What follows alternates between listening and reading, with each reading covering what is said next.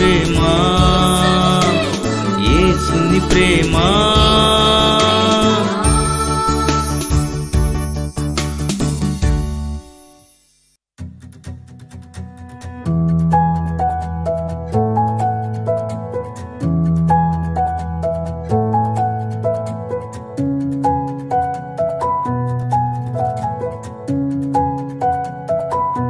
స్తుతి నైవేద్యం.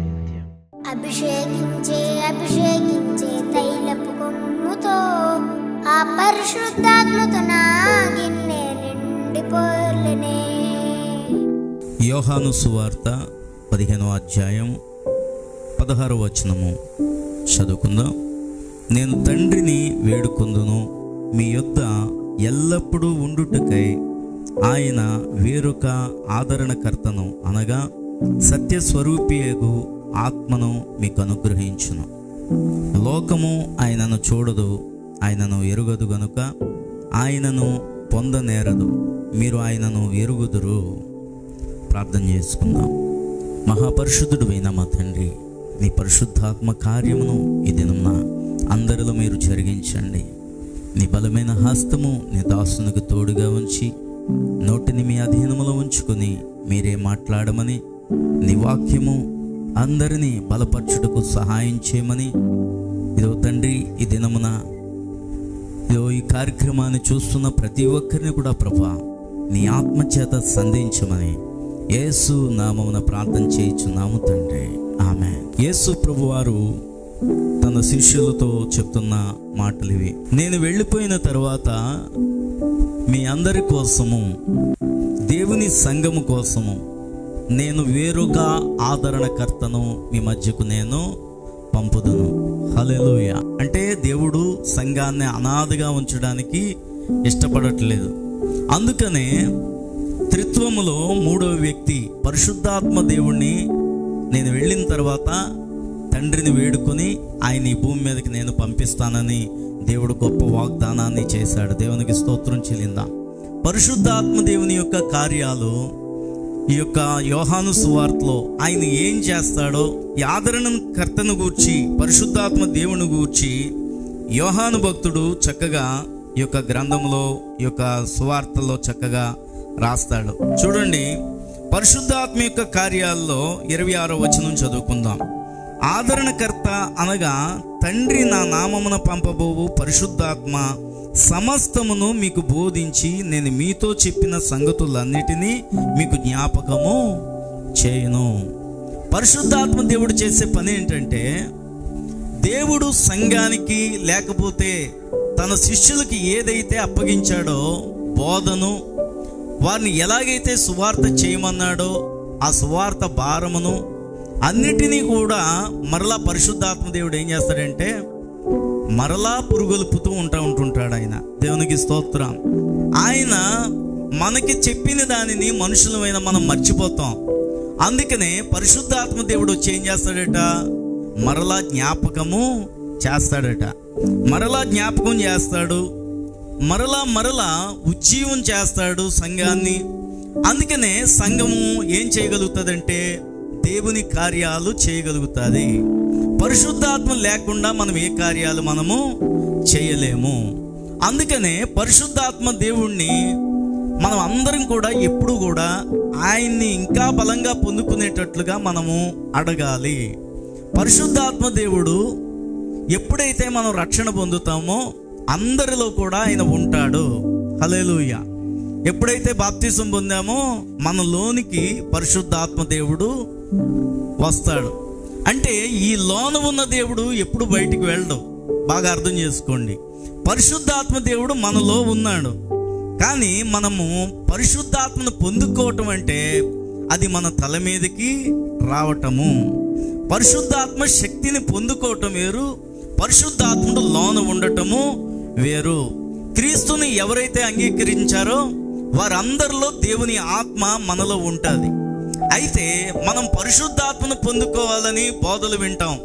అయితే పరిశుద్ధాత్మను మనం ఎందుకు పొందుకోవాలంటే మనము దేవుని ఆత్మను పొందుకుంటేనే శక్తివంతమైన కార్యాలు మనము చేయగలము. దేవునికి స్తోత్రం. పొందుకోవటం అన్నది, దేవుని ఆత్మను పొందుకోవటం అన్నది దేవుని ఆత్మ వరాలను అడిగితే దేవుడు తప్పకుండా మనకి ఆయన ఇస్తాడు. అందుకనే మనము కీర్తన 23వ కీర్తన ఒకసారి చూద్దాం. 5వ వచనం చదువుకుందాం. నా శత్రువుల ఎదుట నీవు నాకు భోజనము సిద్ధపరచుదువు, నూనెతో నా తల అంటి ఉన్నావు, నా గిన్నె నిండి పొర్లుచున్నది. హల్లెలూయా. అండి, భక్తుడైన దావీదు అంటున్నాడు, నూనెతో నా తల అంటి ఉన్నావు. అండి, మన తల మీదకి మన మీదకి రావటమే పరిశుద్ధాత్మను పొందుకోవటం అంటే. దేవునికి స్తోత్రం. ఇదిగో ప్రభువా, నా శత్రువుల ఎదుట నాకు భోజనాన్ని సిద్ధపరిచే ఆ కార్యం జరగాలంటే నా తల దేనితో అంటబడి ఉండాలి? దేవుని యొక్క ఆత్మతో అంటబడి ఉండాలి కదా. సంవత్సరాలు గతించిపోతున్నాయి. మనలో నూతన కార్యం జరగాలన్నా, నూతన క్రియలతో, దేవుని క్రియలతో మనం ముందుకు సాగాలన్నా అండి దేవుని ఆత్మతో తల అంటుకోవాలి. హల్లెలూయా. అంటే దేవుని ఆలోచనలతో, దేవుని తలంపులతో అండి మనం నిజంగానే దేవుని ఆత్మగానే మన మీదకి దిగి రాకపోతే మనం పాత వస్తువు వలె ఉంటాం. మనం ఎప్పుడైతే పరిశుద్ధాత్ముడు మన మీదకి దిగి వస్తాడో మనలో క్రొత్త ఆలోచనలు దేవుడు కలగజేస్తాడు. దేవునికి స్తోత్రం చెల్లిందాం. అందుకనే దేవుని యొక్క ఆత్మను ప్రతి ఒక్కరు కూడా పొందుకోవాలి. రక్షణ పొందిన వారిలో దేవుని ఆత్మ ఉంటుంది. అంతే సరిపోదు, కానీ దేవుని ఆత్మను పొందుకునే విధంగా మనం దేవుణ్ణి, ప్రభువా నీ ఆత్మతో నన్ను నా తల అంటూ అని దేవుణ్ణి అడగాలి. 92వ కీర్తన 10వ వచనం ఒకసారి చదవండి. గురుపోతు కొమ్ము వలె నీవు నా కొమ్ము పైకెత్తితివి, క్రొత్త తైలముతో నేను అంటబడి తిని. భక్తుడైన మరి కీర్తనాకారుడు అంటున్నాడు చూడండి, గురుపోతు కొమ్ము వలె నువ్వు నా కొమ్ము పైకెత్తితివి. కొమ్ము అంటే ఏంటంటే శక్తి. కొమ్ము అంటే ఏంటండి? శక్తి, బలము. మనకి మామూలు కొమ్ములు ఉండకూడదు, కానీ పరిశుద్ధాత్మ కొమ్ములు మాత్రం మనకు ఉండాలి. ఎందుకు అంటే శత్రువుని ఎదుర్కోవటం కోసం, శత్రువుని జయించడం కోసం, శత్రువుని గెలవటం కోసం, శత్రువుని పొడవటం కోసం. దేవునికి స్తోత్రం. ఎలాంటి కొమ్ములు కావాలట? గురుపోతు కొమ్ములు. హల్లెలూయా. గురుపోతు కొమ్ములు. గురుపోతు కోసం నేను చాలాసార్లు చెప్పాను. ఆ గురుపోతుకుండే కొమ్ములు చాలా స్ట్రాంగ్గా, చాలా బలంగా ఉంటాయి. 2 గురుపోతులు ఇటు అటు దూరంగా వెళ్ళిపోయి దూరం నుంచి చాలా వేగంగా వచ్చి అవి గుద్దుకుంటాయి. అయినా సరే వాటి తల బ్రద్దలవదు. చెప్పాలంటే అంత బలంగా గురుపోతు యొక్క తల ఉంటుందట. నిజంగానే ఆ కొమ్ములకుండే వాడి శక్తి కూడా చాలా శక్తివంతమైంది. అలాంటి సమయంలో బలమైన సింహం మధ్యలోనికి వచ్చినా సరే సింహం తల పచ్చడైపోద్దట, అంత బలమైనది.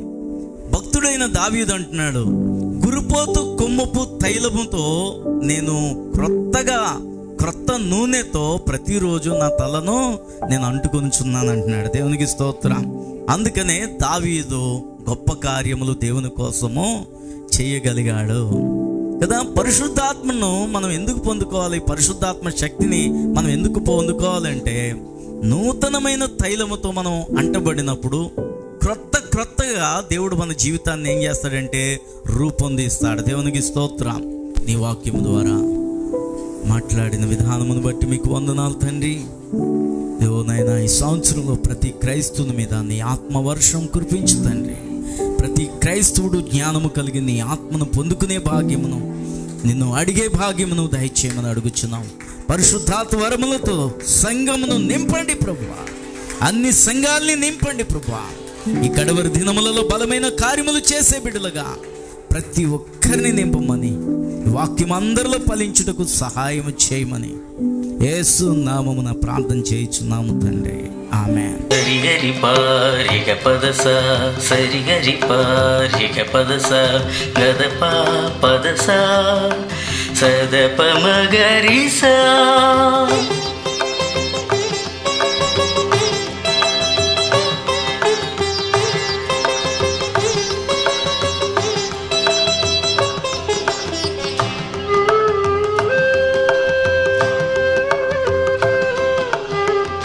ఆకాశంలో నీ మహిమ నివరించి అంతరిక్షమే నీ పనిని ప్రచురించి